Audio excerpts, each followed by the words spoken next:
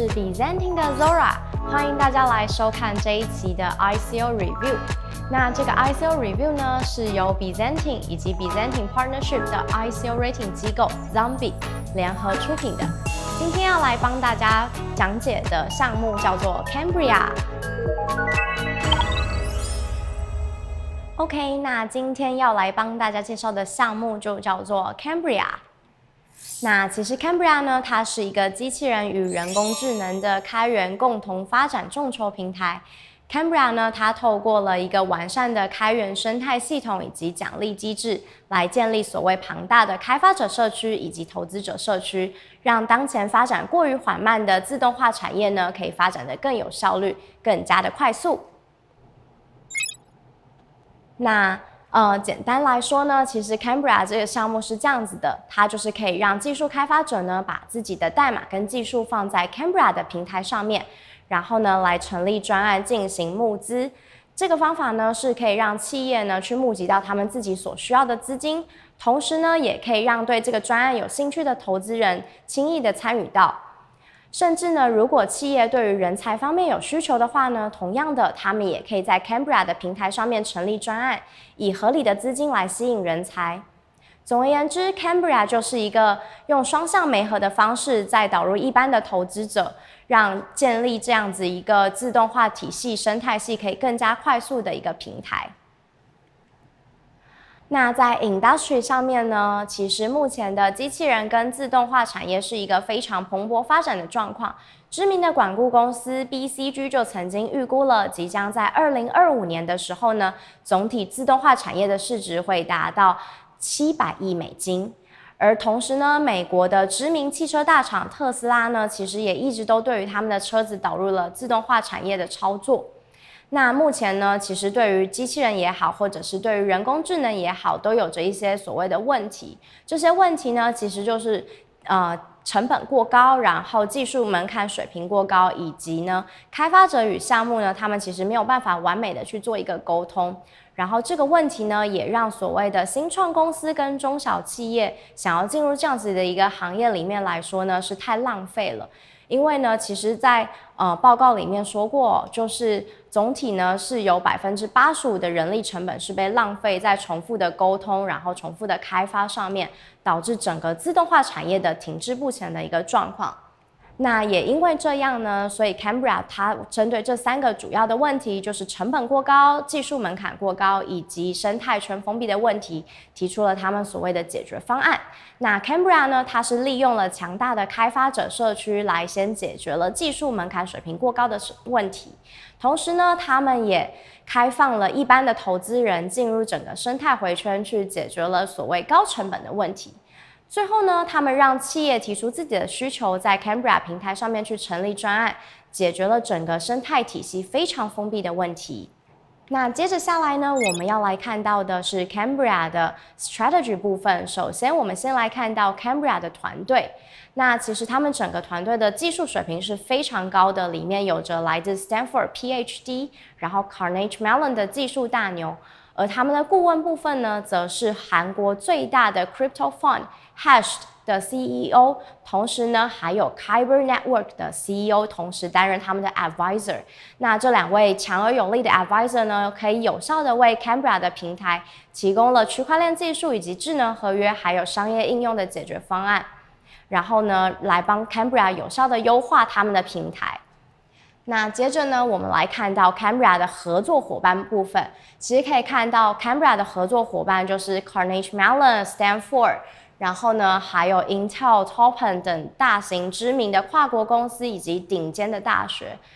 那最近呢，在6月17号的时候 ，Cambria 也跟新创的可扩展性解决方案，一个叫 TomoChain 的达成了战略合作伙伴的关系。非常值得一提的一件事呢，就是其实在 Cambria 这个项目的背后，有一间实体的公司在为他们做支撑。这个公司叫做 Omni Labs， 它是成立在2015年的时候，那它是一个机器人的实验室。他们其实在2015年的时候呢，就已经部署了他们所谓的机器人的 prototype 的原型，然后在2017年的9月的时候，正式的发布了他们自己的第一款机器人。那截至目前为止呢，他们所发布的这个机器人在全球的范围以内呢，已经有被超过200次的实验跟使用。那在这个既有的机器人产业的加持之下呢，其实对于 Cambria 打造他们这样一个自动化产业的众筹平台体系呢，是会有一定的加分的地方的。那在 Hype 方面呢，其实我们要来看到就是呢，它的 Telegram 人数是不到1万人，然后 Twitter 的人数呢是更少的，是不到1000人的一个状况。其实，在他们的这样一个非常需要庞大开发者社区也好，或者需要庞大的投资者社区也好的项目来说呢，其实他们社区的知名度真的比较低。那对于Cambria 想要打造庞大社区的话呢，其实还是有一个进度上的疑虑的部分哦。那接下来我们来看到的是 Cambria 的 competitor 的部分。那介绍到一个项目叫做 Kepler， 他们其实呢也是一个结合了机器人、人工智能的众筹平台，来媒合开发者、投资人跟顾问。跟 Cambria 的关系呢，其实就是一个完全的直接竞争者关系，只是 Kepler 在社群的基数上而言呢，明显的要远比 Cambria 来得大。而 Cambria 对于 Kepler 的优势呢，就是 Cambria 其实有一个代码开源的平台，然后呢，他们还有 Omni Labs 作为他们的硬体支撑，同时呢，他们也规划了一个非常优秀的经济激励体系。那只是就长期而言呢，可能要比 Kepler 来的有一点点的优势。但对于 Kepler 也好，或者是对于 Cambria 也好，他们同时必须要面临到的竞争，就是来自传统中心化平台的竞争。他们究竟要如何去吸引这些开发者跟投资者来进入他们的社区里面，是他们最大的问题。OK， 那接下来呢，我们来看到 Cambria 的 roadmap 的地方。其实从 roadmap 里面呢，我们可以看到，在2015年就部署了 Omni Labs 的 prototype 原型，然后2017年经过2年多的技术积累之后呢，第一款机器人已经上线了。然后呢 ，Cambria 其实在今年的6月12号的时候已经宣布了，他们 beta 版本的平台呢要开发的比预期的要迅速来得多。因此呢，其实就整个 roadmap 上面来看呢 ，Cambria 的开发进度是非常值得大家期待的。OK， 那接下来讲到 Cambria 的token ecosystem 部分，那他们总共销售了50% 的 token， 然后他们代币的总量呢是50亿。那目前呢，其实因为 Cambria 宣布了他们 beta 版本的 platform 要比预期的早上线，因此 Cambria 官方决定宣布他们要降硬顶，从原本的$2500万降到了$1990万。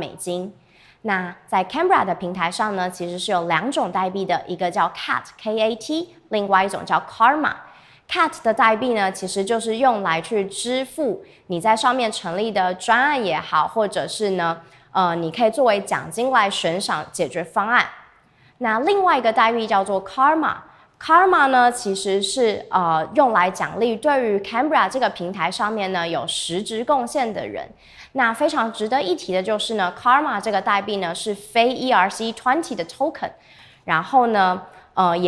也基本上是不对外流通的。然后这个机制呢是为了要去确保说有些人透过一些收购的方式，然后来伪造了对于 Cambria 这个平台的贡献值。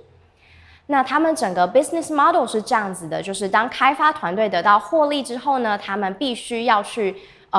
输送他们一部分的获利到 Cambria 的智能合约上面。那这个智能合约呢，就会合理的去分配。首先，他们会分配一部分的获利给 Karma， 就是对于 Cambria 平台有实质贡献的那些贡献者。然后呢，再一部分呢是进行销毁。最后剩下来的一部分呢，会回传到 Cambria 的基金会，继续用来奖励开发者社群或者是投资者社群。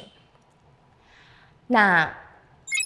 我们接下来呢要来讲到的就是 Cambria 的 conclusion。首先，我们要先来讲到是 Cambria 的优势点的地方。那其实 Cambria 有非常优秀的技术团队跟 advisor， 然后都是有非常丰富的创业经验以及非常丰富的机器人产业的技术经验。同时呢，他们的 advisor 也可以为他们提供区块链技术的强大资源。加上其实呢 Cambria 这个项目可以直接的跟 Omni Labs 就是他们的母公司达成生态系的问题，所以会是一个非常非常大的优势。那再来呢，我们来看到 Cambria 的 weakness 的地方，就是他们的社区的 hype 的部分，就是Telegram 人数不到1万人，然后 Twitter 的人数是不到1000人的一个状况。然后目前呢，我们也并没有看到任何关于 Cambria 这个项目的营销手段跟方案哦。再来呢，我们要来看到的就是 Cambria 的 opportunities 的部分。那 Cambria 的 opportunities 呢，其实就是其实他们是一个越南的项目。那目前呢，越南整个在代工厂的方面，或者是对于自动化产业的需求呢，都是日与俱增的。我们也很期待可以看到，在越南本地的这些项目，直接的跟 Cambria 的团队呢达成这些合作。最后我们要来看到的呢，就是关于 Cambria 的威胁的地方。最大的威胁就来自他们最直接的竞争者 Kepler。那 Cambria 已经丧失了先行者优势，然后也没有打造一个强大的开发者跟投资者的社区，这都是 Cambria 非常值得忧心的地方。同时，他们也必须要去共同面对到来自传统中心化平台的竞争。因此呢，我们最后的 conclusion 就是 Cambria 这个项目呢，在短期的 hype 可能表现的不会非常的好。但是呢，就中长期而言，它的确是可以关注的一个项目。如果它真的去把它的开发者社区跟投资者社区好好的运行完成的话，那以上呢就是来自 Byzantine 跟 Zombie 联合出品的 ICO Review。大家记得哦，这个 ICO Review 呢不会构成任何的投资建议。大家如果要投资之前呢，请自己还是要仔细的研究项目以后再进行审慎的投资。那如果喜欢我们影片的话呢，欢迎大家订阅我们的频道，然后帮我们按赞跟分享。我们下期再见喽，拜拜。